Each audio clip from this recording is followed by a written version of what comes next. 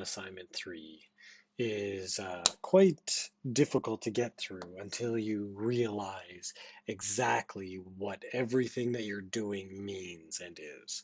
So reading the question carefully is quite important. It says they're trying to examine the effectiveness of promotions.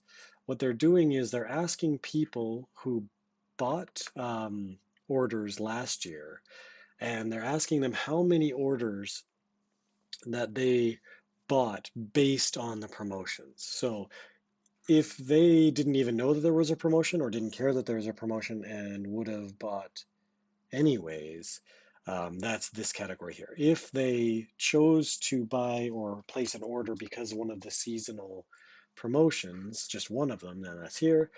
If because there were two seasonal promotions, then here 3 and 4 and so forth. So the first thing that this question is asking is if they assume that people are going to act the same this year as they did last year, then how many orders will come from promotions?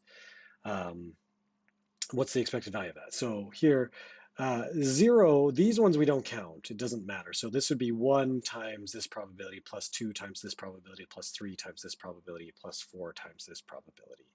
So here, the expected value of this probability distribution, or just each option multiplied by its probability plus each option multiplied by its probability and so forth, that would give you the expected number of orders that came uh, from promotions that wouldn't have otherwise happened.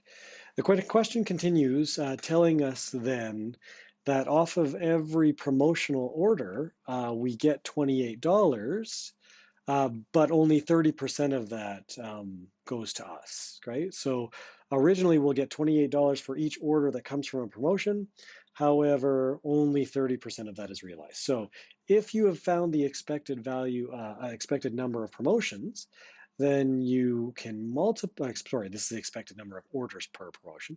Then you can multiply that by the amount of money that you'll make on each, and then here also multiply it by the percent, or the 0.3 in this case, to get you what is the gross profit per customer per promotion. Finally, the question gets a little bit more complicated than that.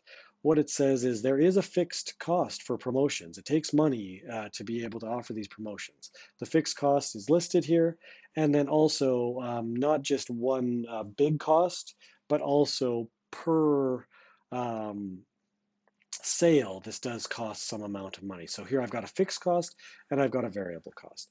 And I want to know how many customers or how many orders I need to be able to break even. So in part B, you should have been able to calculate the gross profit per order. And then here in C, you're going to have to say there's some number of customers multiplied by whatever this value is. I'm going to call it the gross profit. And then you're going to subtract whatever the fixed cost is.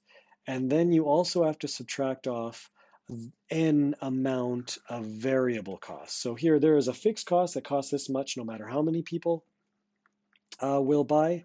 Then here n times the number of, the number of people times the amount of money that you can make, and minus n times the amount of money that it takes per go. So here the n times variable, subtract the n times gross, that's going to be net.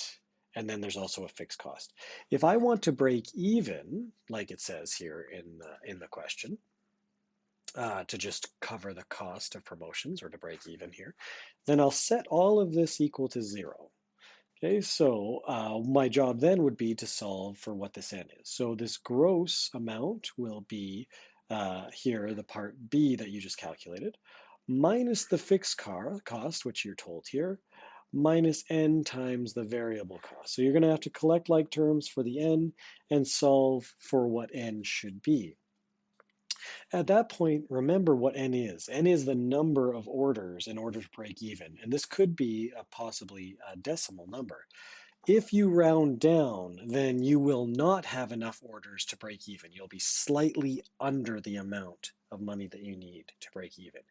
If you round up to the next amount of orders, even if you're rounding quite a bit up, so if you had 0.003, but you still round up to the next highest value, you will know for sure that you will have covered your costs, plus you will have made the smallest amount of money, because not in all cases there is an exact amount of customers where you perfectly break even. So here, always round up after you solve for n. Always round it to the next higher integer.